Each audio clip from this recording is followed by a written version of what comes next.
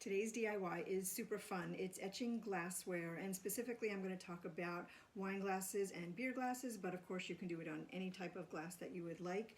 And for my husband a few years ago, I made some custom beer glasses for him, and these are of some of his buddies that frequented the house. And it's a very simple process. You just need some etching cream from any craft store or online, some foam paint brushes, and some reusable adhesive stencils. You just put the stencil onto your glass, put the etching cream on it, let it sit for 5-10 minutes and dry, wash it off, and you're done.